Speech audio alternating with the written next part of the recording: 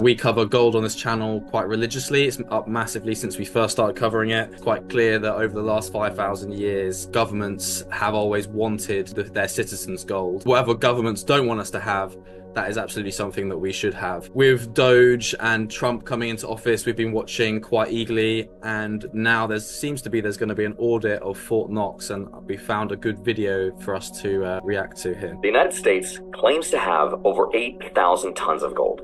But what if I told you no one's actually seen that gold in decades? Now, supposedly these bars are stored in heavily guarded vaults, the most famous of which is the Fort Knox Bullion Depository in Kentucky, which alone holds about 4,580 tons, almost half of the country's gold. The rest is split between the U.S. Mint and the Federal Reserve Bank of New York's vault. In total, though, the U.S. reserves have stayed at about 8,100 tons for decades, with only small changes. And the value of all this gold, or something called the book value, is set at a very specific price, $42.22 per ounce, totaling about $11 billion. But there's a problem. That price is way below today's market value. At recent market prices, this gold would be worth hundreds of billions of dollars.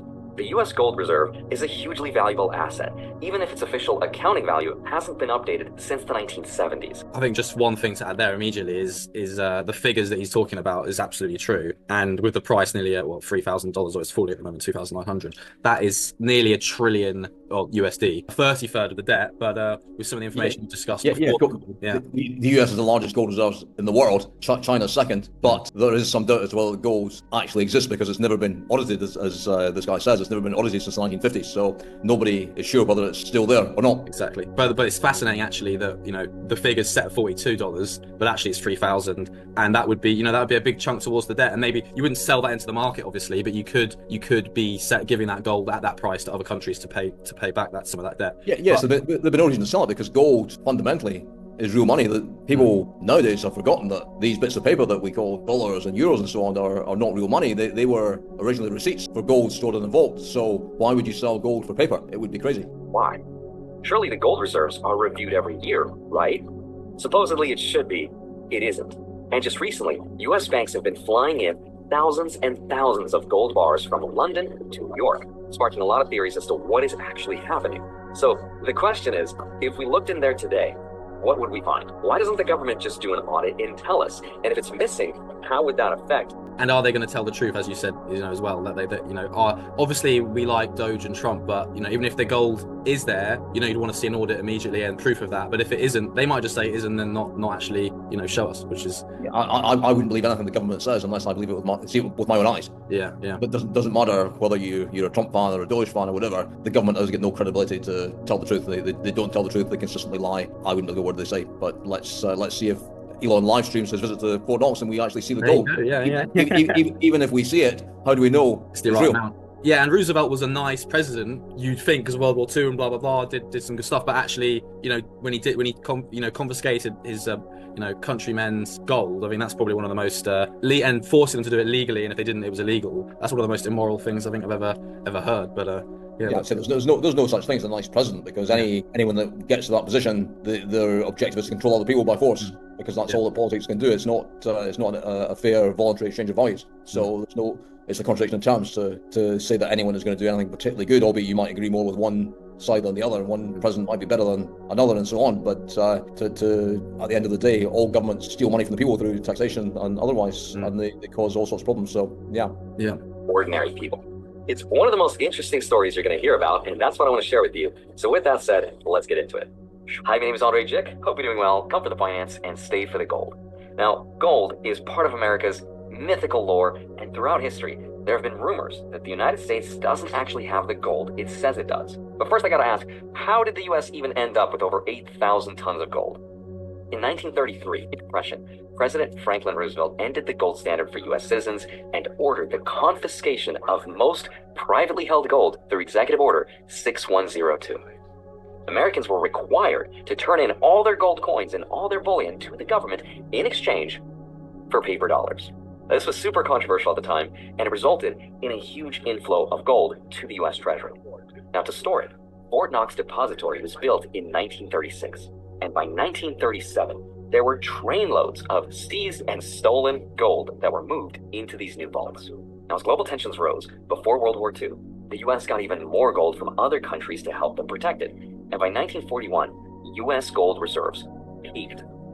By the end of 1941, Fort Knox alone held over 20,000 metric tons. Now, at that time, the US controlled about 2/3 of the world's official gold, a concentration of wealth unlike any time in human history. And all of this happened because decades of trade surpluses and the influx of gold from Europe, which it gave to the US for safekeeping during World War II. And gold was seen as this huge part of the monetary system. And under the 1944 Bretton Woods Agreement, the US dollar was directly attached to gold at $35 per ounce, and other countries linked their money to the dollar. America's huge pile of gold gave other countries confidence in the dollar's value. Then in the 1950s to the 1960s, in the post-war decades, everything started to reverse. The US gold reserves started to go down, and America started to run what are called trade deficits, and it spent a lot of money on overseas commitments. The US was sending money to countries left and right, and before long, countries started asking for their gold back in exchange for the dollars they had held, which was allowed at the time under the Bretton Woods Agreement. And systematically, gold flowed out of US vaults to pay other countries, and US holdings fell from the World War II peak, and by 1971, US gold reserves were down to about the same level they are today. So what did the US do? It was kind of a rug pull. President Richard Nixon closed the gold window on August 15, 1971, ending the convertibility of the dollar into gold. At that point, the United States decided to keep what was left of the gold rather than continue allowing people to redeem it. So the next question is, if the US dollar is not backed by gold anymore, why does the Federal Reserve supposedly have so much gold still? And the truth is, it doesn't. In reality, the Federal Reserve does not directly own any of the country's gold since 1934, because all the federal gold was turned over to the Treasury. But the Fed does have a claim on it in the form of a gold certificate issued by the Treasury. This gold certificate is recorded on the Fed's balance sheet, which is sort of like its portfolio of assets, which totals gold at about $11 billion. That represents the nation's entire official gold stock. So the Federal Reserve holds the certificate, and the physical gold stays in the Treasury's vaults. So he was saying 11 billion there, but that's quoted also at the set price from before. At the $42 price, yes. Which is actually instead of 11 billion is actually nearly 1 trillion. And then he said in World War II, when it was 22,000 metric tons, that's nearly 3 trillion in today's money. And then, you know, if that was the case now, gold would only have to 10x, and they would be able to clear off their debt. But he mentions Roosevelt 1933, but he forgets to mention before, you know, the issues around the money and paying for things for World War One. You know, the UK was and, you know, sometimes it's considered, I think is it the second biggest store of gold? But back then, that was a long time ago. The UK was There's a very small amount of gold now, since it was all sold at the all-time low. $270 an ounce. Right before it rocketed to basically 2,000, which is stupid Prime Minister. But it was interesting because in World War One, so the US had to lend money to the UK to pay for the war, and the UK to send the gold. Yeah, so but they weren't secured, and realistically, we defaulted on most of those loans. And obviously, Germany and Europe should have paid their World War One reparations, but people wanted to let them off. But that soured relationships a little bit with the US. So then we had this gold standard there. They're trying to get money from removal of the gold standard in '33. With Roosevelt, he's basically stealing his country's gold from. What I thought was interesting about the points that were made there, the Fort Knox was built to store all this gold that the government has stolen from the people. So, I mean, as I often say, you know, governments do not own anything. Everything they own has been stolen. Every word they say is a lie, and everything they have has been stolen. And that's very interesting. How they built Fort Knox to store all the stolen gold. Yeah, exactly. And then World War II comes around, and there's even quoted words from government officials at the time saying that, look, we want to help the UK and fight Nazis, but we don't really care that much. They were saying, like, let them fight the war. They don't have any way to pay us to come into the war. But eventually they said, oh, well, the UK have a lot of gold. Let's have the UK's gold. They sent it to Canada. They sent it to the US, and then it's amazing similarities to today, because at the moment Trump is saying basically the same thing: get out of Ukraine, leave it to the Europeans. It's on their doorstep. Yeah. And let's secure the money we've already given to Ukraine by getting the rights to all their mineral assets. Yeah. You can't fault his logic. It makes that's sense from logic. his perspective. That might explain also now whilst we have been, the UK's been potentially defaulting on their gold because we've been sending it everywhere else. But without going too much off topic, but it's just fascinating. It gives you the picture before, the 90s. Well, it seems like now the Bank of England are struggling to deliver the gold that's being requested of it, and a lot of that gold that is being sent to the US because the US want to get their gold reserves back into the Federal Reserve banks and to Fort Knox. So the US seem to be having their gold delivered that's stored overseas. So that is another interesting development, and you might ask why is this happening now? Is it because they know they've got this audit coming up, and they want to revalue the gold, which means devaluing the dollar, which would be an interesting move.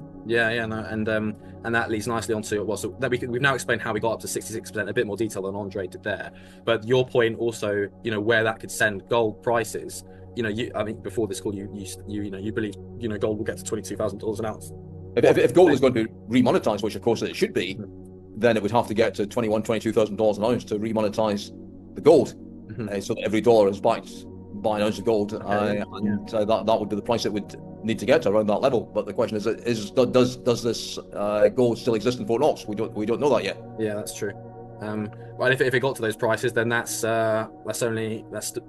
would be a third of the US debt covered by just their gold reserve. But that's a long way off. But Yes, it would be interesting, but the real interesting question is why did Nixon do the rug pull in 1971 and stop redeeming the dollar for gold? Was that because they ran out of gold, or was it just because he didn't want to send anymore to? It was General de Gaulle, the French president in 1971, that was demanding that the US pay them in gold, and they were redeeming their dollars for gold at $42 an ounce, which was a smart move.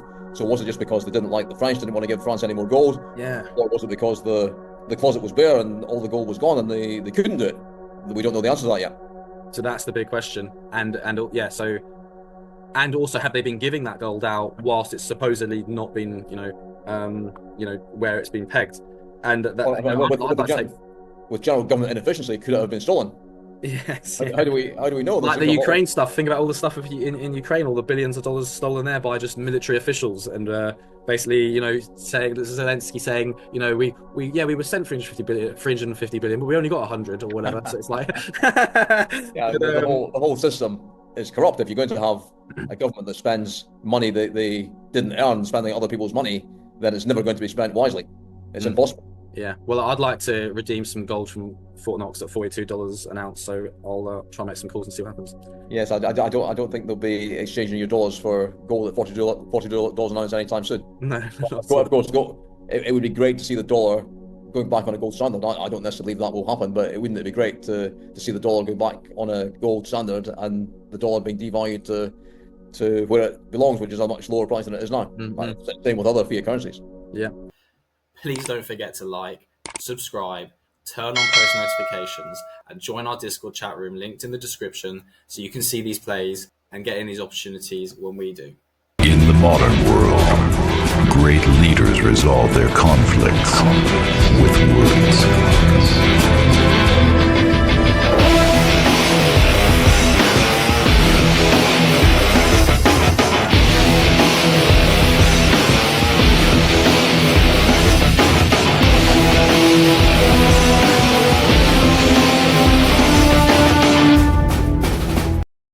As for me, I like the stock. Order filled.